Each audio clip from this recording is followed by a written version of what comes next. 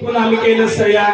So again, ladies and gentlemen, after this song, tatawagin ko na ang isa sa pinakamagaling na singer. Kasi ako hindi po ako singer, ha?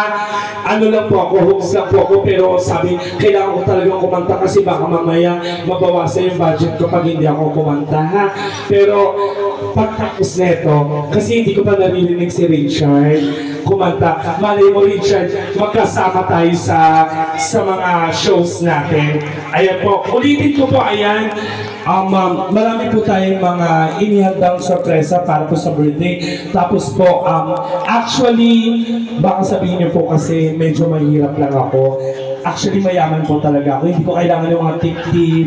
Hindi ko talaga, kaya nag-alas din po ako dahil alam ko mayaman yung may-ari. Lahat po ng mga nakaupo ngayon, sagot ko na po yung yellow. Unlimited po yung yellow, ha? Sige, sagot ko na po yan. Ako na po. Libre ba yellow dito? May bayad? Ay ba? Pag may bayad ako, niloloko ko lang kayo.